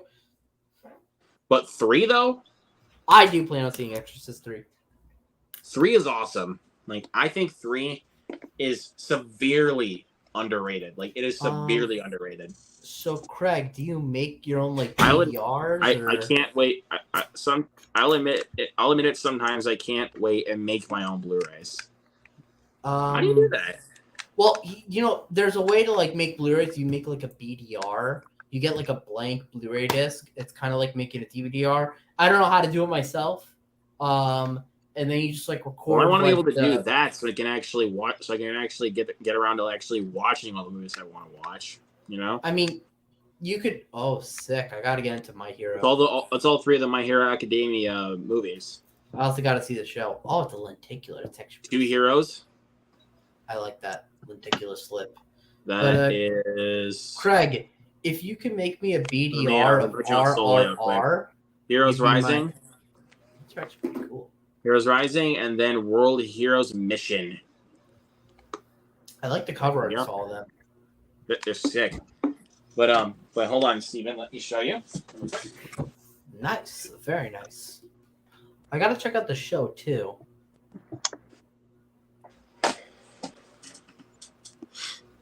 Show you this. Nice spine art. My Scream collection is complete. I got the Scream collection that has all 3 of them and the 2 documentaries. The 4K of the first one, the 4K of 2, Scream 4, 5, and 6. So you know what makes me sad is that I don't think we're gonna see a new release of Scream 4 since it's owned by because Anchor Bay got bought out by Lionsgate, I think. So I don't know where the rights to Scream 4 are. So they should be by Lionsgate now. But I don't know if Paramount's gonna buy Scream 4 and put it out on 4K Steelbook, because I would like that. I think if they did that, that'd be. It's probably just gonna be by Lionsgate. Let's be real. Scream because Paramount bought the rights to Miramax, so yeah. So Scream Uncut, fun fact for anyone here who knows this or not, the only uncut way to watch Scream 1 is on Laserdisc and a German DVD and a Japanese DVD import. It's not available fully uncut here in the US unless you have the Laserdisc or the import DVD. Which one of these days I'll have to get the import DVD. Because I think Dewey's sister's death is elongated in that film. Movies and trains, I mean, that's always possible. Maybe they just didn't care to. So they might have the rights, but they might. I mean, we'll see. We'll see what happens here. I don't. Because we don't know what exactly is going to happen with it. Because here's the thing: I own Scream 1 and 2 on Steelbook, and if I could just have Scream 3 and 4 on a nice Steelbook as well, I would be very happy. Yeah, I don't got any of them on Steelbook. I just have all of them with But they look nice all lined up together. Either way, I'll give you that. I mean, look at that. There you go. There's the lineup. Yep. All really 6 of them. And I am happy that I own the entire Scream franchise. And I think I can honestly firmly tell you that this is my favorite franchise of all time, is the Scream movies. Even though I don't love the franchise. Even though I don't love 5 and 6, I would argue it's my favorite horror franchise too. Still, I would say that because honestly, it's a lot more consistent than most horror franchises. I think we can agree on that. Yeah, I would say so. But I would say, besides Scream, I think the most consistent horror franchise besides Scream is the Evil Dead franchise. Yeah. But I like the characters more. So here's The Evil Dead, the Steelbook, Evil Dead 2 4K, Army of Darkness, the remake, and Evil Dead Rise. So yep. Nice little here's the lineup for those. You like that? Yep. I mean, I know not all of them are matching, but I don't care. This is my collection, so what are you gonna do about it? I will say, though, even though I do like Evil Dead and think it has better consistency than Scream, I think I like the characters and stories more in Scream. That's the reason why I prefer the Scream franchise. Because the stories are better. Even though I very much love all of these movies. I love the Evil Dead movies. They're all good. Every single one of these films I love. But it's just in regards to films that I would consistently rewatch more, I would rewatch the Scream movies. Yeah, because they're some of the most rewatchable slashers. Let's see, have not seen it, but just did Rise. He's saying he made a Blu-ray of He's saying he made a Blu-ray of Rise of the Beasts. And I saw that one in theaters, and I really enjoyed Rise of the Beasts. I'll have to check a lot better than 3 of the other Michael Bay movies. Like he did like obviously Age of Extinction, The Last Night, and Revenge of the Fallen. Like I definitely liked it more than those. You didn't do Dark of the Moon? Well, I have seen Dark of the Moon. No, I'm saying did Michael Bay didn't direct it? No, he did. Oh, okay. I thought he did, but I was just saying, like, I liked it. I liked Rise of the Beast more than those 3 for sure. Oh, okay. But I definitely can also say that I definitely prefer Rise of the Beast over Dark of the Moon. Like, I can say that, like, because I definitely will prefer Bumblebee and the first Transformers over Rise of the Beast for sure. Because I love the first film and I love Bumblebee. Rise of the Beast though was a lot of fun. Like I can tell you that it was so much fun. Like, Laren, after the stream, I'm actually gonna have to head out a little bit, boys, because I'm gonna head to bed in a little bit. But he's only got those 3. The only one I have is the first one. I like those slipcovers for those 2 though. I will say though, in terms of movies to watch next for me, I'm probably gonna see The Covenant tomorrow. Possibly. Okay, dude. Tell me to like that movie, dude. All faith in humanity's gone. I'm kidding. No. I'm chill. I'll let you know what I think about it. I'll probably do a review for it, or maybe. Thoughts on Arnie Day saying Oppenheimer is the best movie he's ever been in? Not sure yet. Again, we'll see. We'll see. I mean, I'm not seeing it until next Saturday. So I mean, I don't know. I mean, that's pretty bold words, but he is working with Christopher Nolan, so I wouldn't put it past him that's the best film he's done. Let's see. But I love the MCU stuff. That franchise is even more consistent than Scream. It is, but I like Scream more. I can kind of agree with you, but again, story speaking, the Scream franchise is better. I would agree as well. I just think so. Honestly, like if I speak on story wise as well, I kind of will say that even if I speak on story wise, I can say that that franchise is better overall in my opinion. Let's be real, guys. The Scream franchise has the most consistent continuity out of any horror franchise because it has not been rebooted, it's not been remade, they haven't retconned anything. You see? So the Scream franchise is definitely. My favorite of the series, Battle of Chicago. The Battle of Chicago was cool. I really like that scene, but I definitely would watch Rise of the Beast more and obviously Bumblebee. I just love Laren Scott. Laren, Doolittle sucks. No, but that's the joke. I love that. That's hilarious. I know, but still, man, Doolittle sucks. I'm glad I didn't see Doolittle personally. Robert Downey Jr. has seriously the worst accent that you will ever hear from him in that movie. Oh my god, it is so freaking bad. I have not seen it, nor do I plan to see it. You're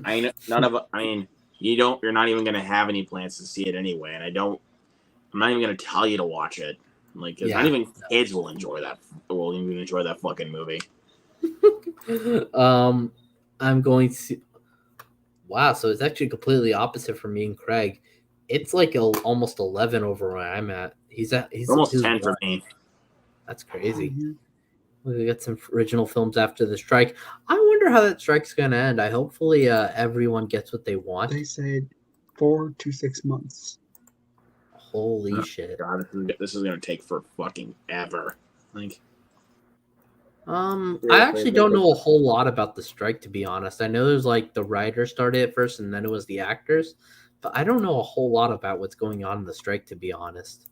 Because and some people say that the last strike that happened was like a long time ago. It was like back in like 1960. We had another writer's strike back in 2007. People forget that. We had a writer's strike in 2007. I actually did not know that. We did. And that was when frickin' Quantum of Solace and Revenge of the Fallen were made. They were made during the writer's strike of 2007. And you can, and when you watch those films, you can tell they were made during the writer's strike. I don't like Quantum of Solace. Worst part of the strike is that they put the nanny as their spokesman. The What? nanny? Wait. I need some context. Like, who's nanny? Don't know. Is he talking about like the actress that played as the nanny in the show The Nanny? The nanny. I'm Give me sorry. some context there, Craig. I think he is. I'm sorry, Craig. Fran Drescher. Okay, so I guess Fran Drescher. Oh, that seems a little bit more interesting. There you go. Okay, that makes sense. Yeah, which is like, well, what the hell are you talking about? Like, this is not really making any sense to me, good sir. Oh, nope. Yep, she is leading the strike. Wow. That's crazy. But hopefully well, that if they could strike just pay their actors and writers what they want, then we wouldn't even have this problem. Say that again one more time, please. I couldn't hear you. If they would just pay the writers and the actors what they want, we wouldn't even be in this situation. Like, the industry is a little bit. They don't treat the writers and actors the best, unfortunately. That's what I'm trying to say. Like, just pay your writers and actors the amount of money they want, and everything will be just fine. Yeah, like, give them their island in Malibu. Damn it! I'm just kidding. No, but seriously though, I think that the wages need to be worked out better. No. I know the nanny was on TV before I was born. I just didn't know. I definitely was not born when it was on TV. I'll tell you that. I was actually. What I was trying to say though, like seriously, I'm sick and tired of just people like. Most because dude, just pay your actors and writers, dude. Just pay them. Apparently, like it's really hard to get like It's really hard for like actors to secure like royalties for even like movies and stuff because they don't want to pay them for like when it re-releases on TV if it's on streaming because it's a lot of money. But I don't care if it's a lot of money. No, I agree. Just pay them. It's at the end of the day, you have to deal with the cards you're dealt with, and you got to just pay people. Well, just even look at your box office return. Look at your box office return, then see how many runs it gets on TV, and then just pay your actors. Now, to be fair, the only thing I will say is that if the actor was asking more than what they originally agreed to, that's different. But if it's if their wages have been lowered to the point where it goes past what was originally expected, then I get that. And I think that not paying them is lame. But yeah. I don't know, man. It's just like, if you're not paying your actors, then they're not going to want to work for you. No, that's what I'm saying. I agree. Because it's not going to. Let me give you an example. Like, say Steven, like you were the director and I was working for you. Like, no, I understand. Yeah, how would my feelings go towards you, like if you didn't pay me? Well, no, that's what I'm saying. But what I'm saying is that I'm agreeing with that. I'm saying like if it wasn't, you know what I mean? I'm agreeing with you though. Because I think it's lame. I think that if you agree to, pay an actor a certain amount for this movie and then royalties after, you should do it. I mean, granted, I don't know a lot of like the business behind the scenes of the film industry because I don't work that angle, but I think that just paying someone in general should be like the right thing to do. So I think it's messed up that the writers and the people who help create the industry aren't being paid as much. So, yeah. Exactly. That's the thing I hate about this industry.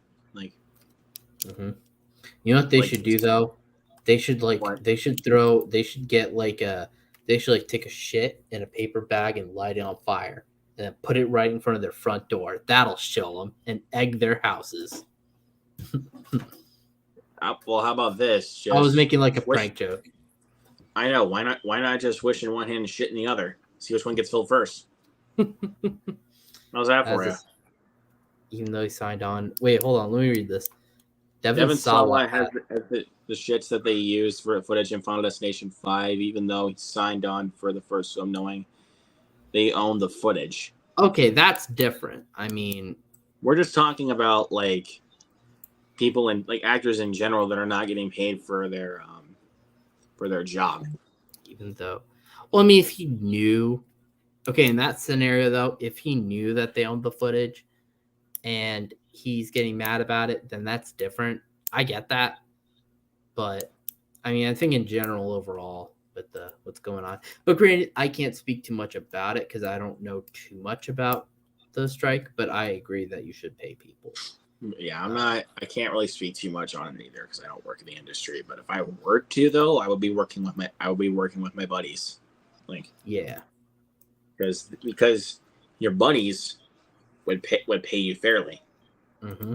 Plus, no, I actually wouldn't. Actually, you know what, Luke? I'd fire you. I'm just kidding. You would not fire me. I would not fire you. I would work with you, Luke. You know I'm just messing with you. I know. I mean, I know Frisky would work with me too. Like, yeah, I'd work with y'all. Of course. I mean, like, if you were to tell me that you were making a movie, like, just give me the call and I'll come help you. Like, I appreciate that. Because mm-hmm. I've done like acting before. Like I did acting in my mm-hmm. when I was in high school for a play. So I mean that still counts. Yeah. I had experience doing that. I've only taken like a few, and I've done classes. And plus I've even done like tape recordings for choir and stuff like that when COVID happened. Nice. So I have experience with filming, and plus, and again, I do YouTube videos. There you go. So I have experience with filming and acting. So, I mean, look at Tarantino. Like he didn't even have to go to college, and look at him. He's a famous director. There you go. College is not always the answer, boys and girls. Because of AI scan an actor face and used it, they're chosen. Well, I think, you know, I don't think it's necessarily like. That's a tricky area because I don't really know the answer for that. Look, that's the answer. No. I understand what you're saying, but I just don't know the answer for how I feel about it is what I'm saying. Because I think it's wrong, but at the same time, there's so many like, you know, AI scans, but how is that any different than just like maybe a digital rendition or like in Rogue One when they did like AI to use it like over time. I'm sorry? They use their faces over time. Well, no, and I get the fear that now that I understand. That I understand the fear that they're going to use their likeness and not pay them. That's a huge concern because eventually, you know, using their likeness without consent or permission. And to be fair, AI generated dialogue and stuff like that is something that's happening. So I get the fear that maybe if the top actors did not get paid $50 million or $30 million per film, there would be more money for the day actors. But I mean, that actually does kind of make sense. I mean, that does make sense, but I mean, to be fair, but at the same time, like we're getting more up and coming actors, so it's like they're not always going to have the money just to pay those kind of people. So I mean, I'm not going to blame that because look, I get that because to be fair, that is like a whole budget to a film. It's that kind of wage up front. But I mean, like I don't know. I mean, I don't think it's like this. Like, what if I was just coming into Hollywood and I just appeared on my first film as like a supporting character? Like, I'm not gonna get paid that much. Well, let me as for this question in terms of the top actors. I mean, I get it because I get that that's a lot just for one person. I mean, that's like 50 to 30 mil per film. That's like what? Like that's like a budget of like a movie. You know what I mean? That's like a budget of like a medium-sized blockbuster. But I mean, I don't think there's anything like the really big ones that are like about $200 million. But I don't think there's also at the same time anything wrong with setting your standards for how much you want to be paid or how well you are, because then that sets your worth. And to be fair, though, at the same time, it is a lot to pay just for one person. Especially if you don't know the outcome. A lot of money.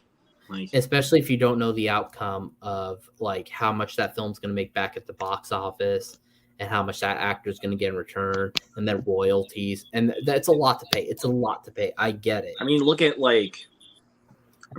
some of like the recent like box office returns, something like The Flash. Yeah, that did not do well. So I mean, there's no way that they were going to get paid that much because of how badly the film did.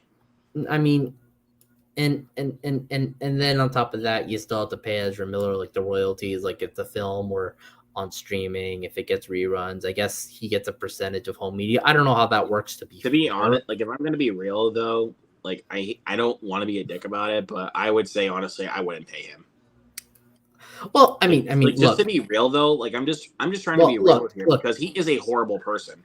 Well, I mean, here's the thing. He is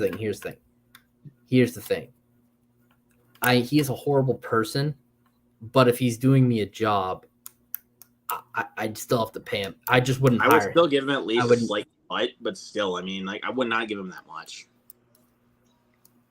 Again, I'm not trying to be a dick though. I'm just trying to be real here. Well, I understand that, but here's the thing: is that I think he's a horrible person, but I can't just use someone's talents and then say they're a horrible person and not pay them. You know what I'm trying to say? I just wouldn't hire him at all. Like I would just never hire him again. Like, yeah. Like, yeah, I would still like. Okay, yeah, Okay, Craig, you make a good point. I mean, Endgame came out years ago, 75 mil. He made a lot of money from Endgame. I get that, but I get that actually would be true.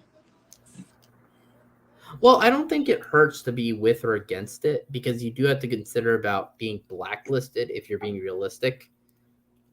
Yeah, but blacklisting nowadays is something different. Like, well, the industry could still blacklist you, like producers and stuff. Well, I mean, an actress got blacklisted like back in back when The Birds was filming because like she refused because Hitchcock asked her to have sex with him and she said no, and then he blacklisted her because of that. Well, yeah, but morals were different back then. That's I know, but still, but like if you do that, like because someone's not going to sleep with you or even have sex with you, that's a different story. Like I would instantly be like I would not want to work with you. Right. But in this argument, I would say that I don't know. I mean, for this, I don't want to judge too much for Robert Downey Jr. because, I mean, it's hard for me to pick a side on this since I don't know much about it. Mind you, though, got to go eat, been fun, have a good one. But mind you, though, Robert, I do get what you're saying because Endgame came out years ago. You already got paid. If you had an issue with it, why wasn't he upfront about it at first? But I mean, Robert Downey Jr. seems like a nice guy, and I don't know the issue full front, so I don't want to you know what I mean? Right. But as for the Hitchcock stories, that's fucked up. That is fucked up. I mean, I knew Hitchcock was a dick, but well, I mean, even look at what Stanley Kubrick did to Shelley Duvall on set. No, Stanley Kubrick is a scumbag for what he did to Shelley Duvall. He traumatized her to get her to that was very unforgivable. I mean, look. Obviously, we don't talk about what happened with the director of Jeepers Creepers. Look. The word emotional abuse gets thrown around, but Stanley Kubrick was a genuine dick to Shelley Duvall. He was such a great filmmaker, but then on the outside, he is a complete dick. Well, that's why you have to appreciate the art, the artist, not the person. Because as a person, I don't really think I could. Where you separate art from the artist, yeah, that's because that's why I like the Jeepers Creepers movies because I separate art from the artist. Because Victor Salva is a horrible person, but he made films. We don't talk about him because he's a horrible person. Yeah. But Craig, it's been good chatting with you, man. You seem like a cool dude. And I wish your daughter well on the red carpet premiere of Barbie. That sounds like a lot of fun. I hope that's fun. I mean, I want to go to a red carpet premiere at one point. I would love to go to a red carpet premiere. That'd be kind of cool. I really would. And also, to interview some actors someday. Like that'd be cool. Like I'm trying to get that to happen with my live show, but that's still not. That hasn't worked at all yet. Well, you're making an effort, so that counts towards something. I mean, at least I have gotten to chat with somebody that was at least like that has at least worked on a film. So okay, at least I did that. But the real accomplishment is to interview an actor. Like that'd be cool. That's gonna be like my real goal, like towards working on the show. But guys, I hate to break it to you, but I got to get going. It's getting a little late. We're getting ready to head out. But it's been nice chatting to y'all. See you later, man. Have a good one. All right. I'm going to head out too. All right, I'll see you later, man. All right, so yeah, I guess I'm by myself right now while I'm putting my stuff away.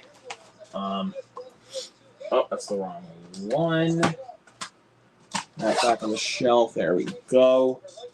Sorry, I was just moving some stuff around. So I guess I'll stay on here for just a little bit longer before heading out for tonight.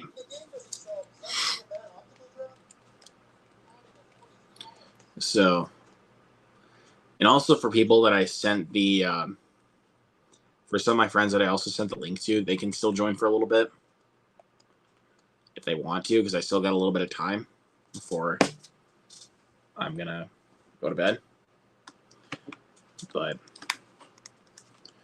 for right now, I'm just going to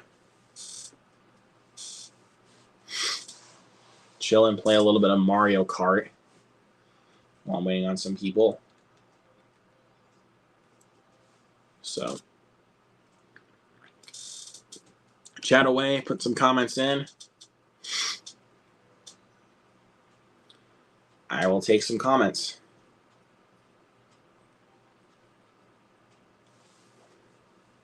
Yeah, Craig, don't do that on me. Saying that Die Hard is a Christmas movie, don't do that on me, please. I'm sorry that I broke down on you guys there, but that is just a horrible, horrible argument for me. Like, I hate that argument about which one would be a Christmas movie. Again, I'm sorry about doing that to you guys, but so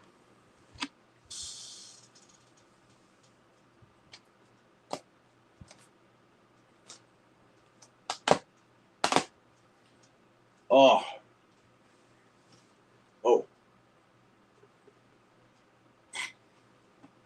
there we go.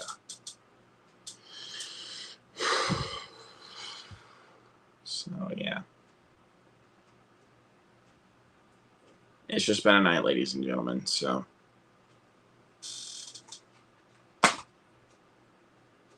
that's all I'm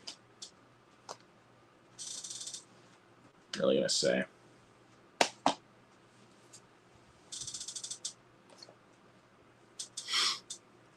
I know I said I was leaving, but the favorite Sam Raimi movie that isn't an Evil Dead film, the first Spider-Man, without question. The first Spider-Man from 2002 is my favorite film by Sam Raimi. Without a question, I love that first film. Some people are going to be like, why not Spider-Man 2? I prefer the first film. I know that might be kind of a common thing with me, like saying that I usually will prefer the first film. Like in a lot of cases, sometimes I prefer sequels over the first film, but that's just me speaking. You know, it'd be easy to ignore if I was just talking out of my ass. So, but yeah, I think yeah, that's basically it. So there's that. Is the first Child's Play your favorite? Yes, it is. That is my favorite Child's Play movie. But really quick, you guys. I'm going to be right back. I'm going to go to the bathroom.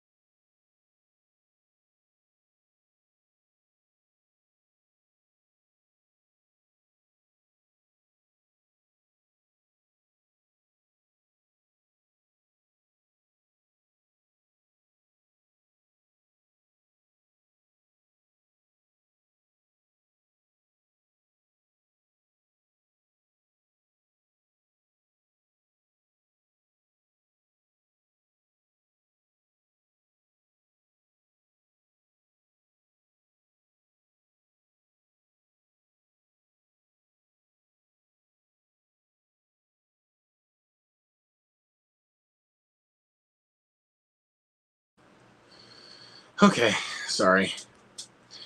I really had to go to the bathroom really quick, so